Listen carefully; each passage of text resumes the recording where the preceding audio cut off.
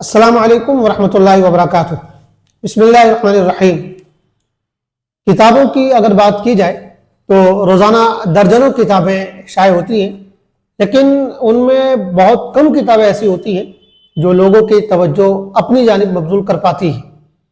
آج ہم ایک ایسی ہی کتاب کا تعارف کرانے کے لیے حاضر ہوئے ہیں۔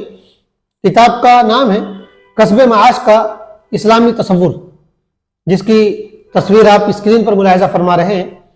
اس کے مصنف ہیں ہمارے برادر گرامی مولانا محمد انس فلاحی مدنی صلی اللہ تعالی۔ یہ کتاب انہوں نے علی گڑھ کے معروف ادارہ تحقیق و تصنیف اسلامی علی گڑھ کے پروجیکٹ کے تحت تیار کی ہے، اور اسی ادارے نے اس کو شائع بھی کیا ہے۔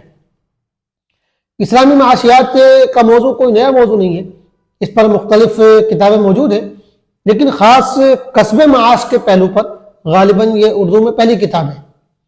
ہمارے ہاں معاش کے حوالے سے عام طور پر دو نقطۂ نظر پائے جاتے ہیں۔ ایک نقطۂ نظر افراد پر مبنی ہے اور دوسرا نقطۂ نظر تفریط پر مبنی ہے۔ تفریط والا نقطۂ نظر یہ ہے کہ ایک مسلمان کو بہت زیادہ معاشی جد و جہد سے سروکار نہیں رکھنا چاہیے، بس اسے جو مل جائے روکھا سوکھا اس پر جو ہے گزر بسر کرنی چاہیے، اور سارا فوکس آخرت پر رکھنا چاہیے۔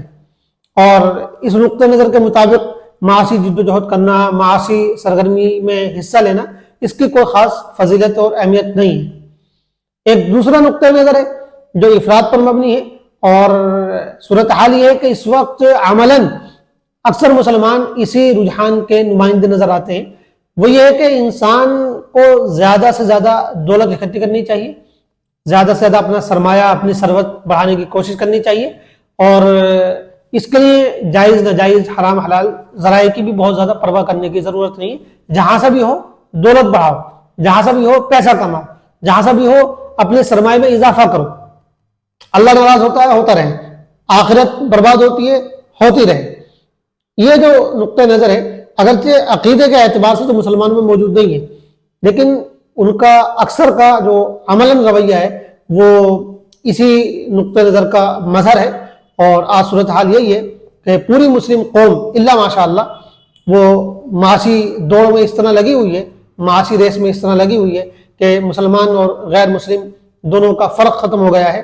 ہر ایک آدمی پیسہ بنانا، پیسہ کمانا، اپنی زندگی کو بہتر سے بہتر بنانا، اور اپنے لائف اسٹائل کو عمدہ سے عمدہ بنانا، اور بلڈنگیں کھڑی کرنا، گاڑیاں کھڑی کرنا، اور نہ جانے کیا کچھ کرنا چاہتا ہے، اور اس سلسلے میں اپنی آخرت کو برباد کر رہا ہے، اللہ کو بھولا ہوا ہے، اور اس سے کچھ بھی فرق نہیں پڑتا ہے۔ یہ دو نقطۂ نظر ہیں، لیکن یہ صحیح اسلامی نقطۂ نظر نہیں ہے۔ ان میں سے ایک بھی صحیح اسلامی تصور نہیں ہے۔ صحیح اسلامی تصور یہ ہے کہ انسان کو سب سے پہلے تو اپنی آخرت سامنے رکھنی چاہیے، لیکن آخرت کی تیاری کرتے ہوئے اس دنیا سے بھرپور اس کو فائدہ اٹھانا چاہیے، اور جتنا بھی جائز طریقے سے وہ زیادہ سے زیادہ کما سکتا ہے، دولت حاصل کر سکتا ہے، اس سے پیچھے نہیں رہنا چاہیے۔ اس لیے کہ قرآن نے، اسلام نے مال کو، دولت کو کہیں اللہ کا فضل کہا ہے، کہیں خیر کہا ہے، کہیں رزق کہا ہے، اور مختلف احادیث میں رزق کمانے کی فضیلت بیان کی گئی ہے۔ قرآن میں بھی اس کا شوق دلایا گیا ہے۔ تو ایک مسلمان کو دنیا سے کٹ کر نہیں رہنا چاہیے، بلکہ اپنی معاشی حالت کو بہتر سے بہتر بنانے کی پوری کوشش کرنی چاہیے، اور جائز طریقے سے زیادہ دولت کمانے میں کوئی بھی حرج نہیں ہے۔ تو یہ اصل اسلامی تصور ہے جو معتدل نقطۂ نظر ہے۔ مصنف کتاب نے اپنی اس کتاب میں اسی معتدل اور اصل اسلامی تصور کو اجاگر کرنے کی کوشش کی ہے، اور وہ اپنی اس کوشش میں، کاوش میں بجا طور پر کامیاب بھی ہوئے ہیں۔ یہ کتاب اس لیے زیادہ اہم ہے کیونکہ ہمارے یہاں جو یہ دو غلط نقطہ نظر پائے جاتے ہیں، ضرورت اس بات کی تھی کہ صحیح نقطہ نظر کو جو ہے پیش کیا جائے، اور زہد وغیرہ کا جو غلط تصور پیدا ہو گیا ہے اس پر سے بھی پردہ ہٹایا جائے، اور معاشی ریس میں جو جائز اور ناجائز کا جو فرق ہے اس کو جو ختم کر دیا گیا ہے، اس سلسلے میں جو ہے کچھ انکش لگایا جائے اور لوگوں کو صحیح راستہ دکھایا جائے۔ مصنف نے اسی کی کوشش کی ہے، اور لوگوں کے سامنے ایک صحیح گائیڈ لائن جو ہے مرتب کر کے پیش کر دی ہے۔ کتاب کل 6 ابواب پر مشتمل ہے۔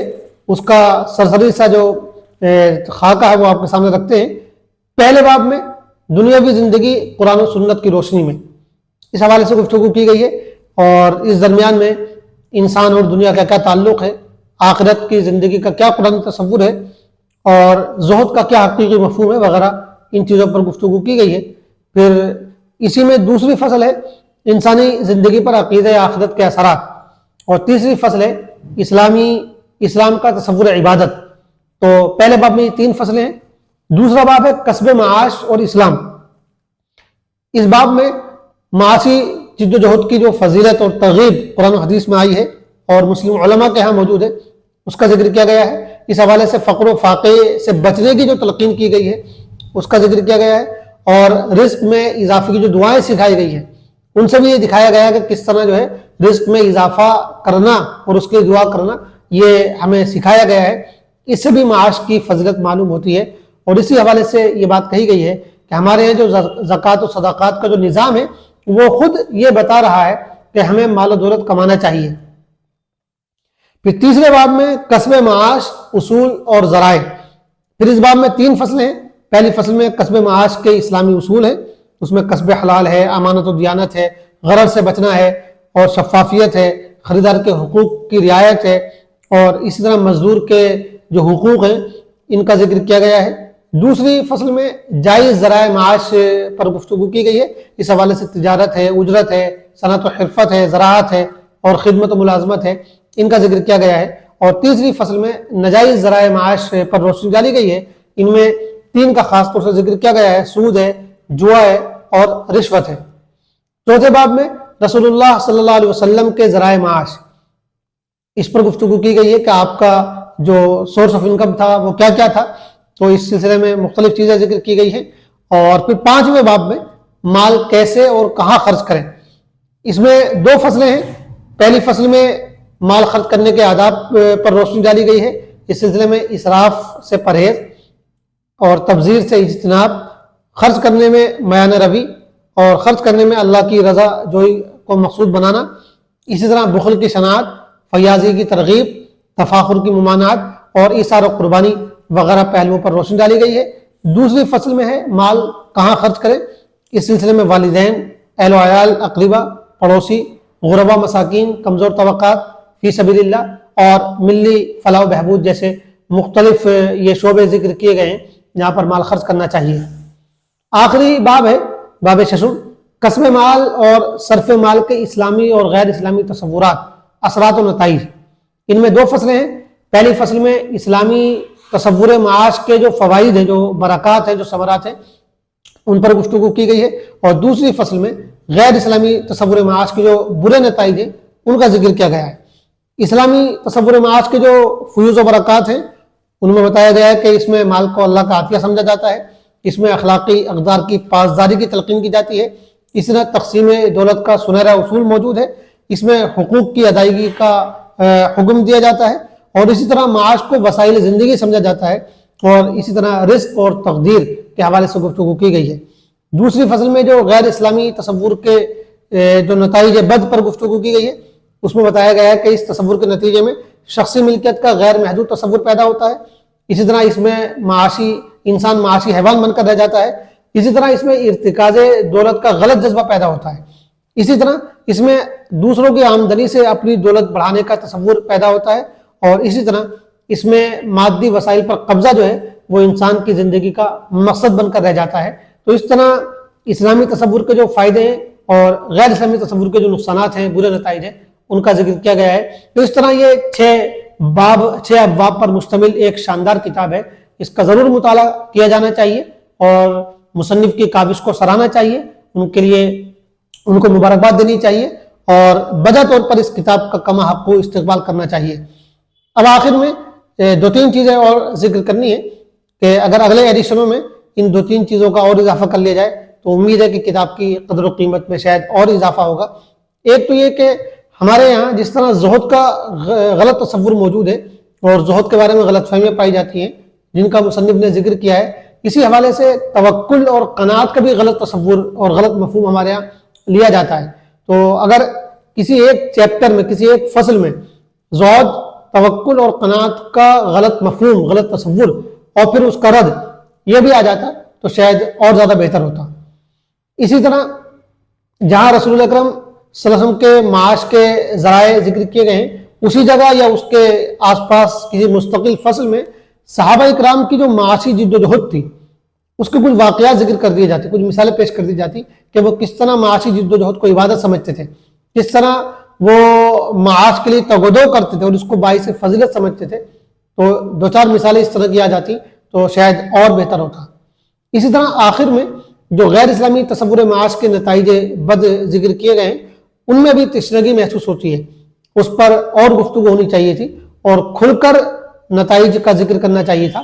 ابھی بہت سے پہلو ایسے ہیں جو مبہم رہ گئے ہیں، تو الگ الگ ان کو باقاعدہ ذیلی عنوان ڈال کر جو ہے اس کا ذکر کرنا چاہیے تھا، کیونکہ اس وقت جو بگاڑ ہے ہمارے سماج میں، ہماری سوسائٹی میں، اگر آپ غور کریں تو اس کا سب سے بڑا جو ذریعہ ہے وہ یہی غیر اسلامی تصور معاش ہے۔ ایک ہور لگی ہوئی ہے، ایک ریس لگی ہوئی ہے، اور بے حیائی کو جو پروموٹ کیا جا رہا ہے، غلط کھان پان کو جو پروموٹ کیا جا رہا ہے، اور صحت کے خلاف چیزوں کو جو پروموٹ کیا جا رہا ہے، یہ تمام چیزیں اگر ان کا آپ سیرا تلاش کریں تو اسی غیر اسلامی تصور معاش میں آپ کو نظر آئے گا۔ تو مہنگائی ہے اور بے حیائی کی چیزیں ہیں اور اس طرح کی نہ جانے کتنی چیزیں ہیں جو برے نتائج کی شکل میں ہمارے سامنے آ رہی ہے، اور ان سب کے پیچھے یہی غیر اسلامی تصور معاش جو ہے یہ اس کو گویا کہ کنٹرول کر رہا ہے، ریبور کر رہا ہے۔ تو اس پر اور کھل کر گفتگو ہونی چاہیے تھی تاکہ یہ معلوم ہو کہ غیر اسلامی تصور معاش نے سوسائٹی کو کس حد تک تباہ کر دیا ہے، وہ کتنا بھیانک ہے اور کتنا تباہ کن ہے ہمارے لیے اور ہمارے سماج کے لیے۔ تو امید ہے کہ اگر مصنف لائق نہ سمجھیں گے تو ان پہلوؤں پر توجہ دیں گے اور اگلے ایڈیشن میں انشاءاللہ اس سلسلے میں وہ کچھ سوچیں گے اور اگر ضرورت سمجھیں گے تو اضافہ کریں گے۔ بہرحال اللہ تعالیٰ ان کی اس کاوش کو قبول فرمائے۔ ایک بہترین کتاب ہے اور لائق استفادہ کتاب ہے، اس کتاب کا مطالعہ ہر پڑھے لکھے کو کرنا چاہیے۔ اللہ تعالیٰ مصنف و معاونین کی کاوشوں کو قبول فرمائے اور ان کو اجر جزیل نصیب فرمائے، آمین۔ والسلام علیکم ورحمۃ اللہ وبرکاتہ۔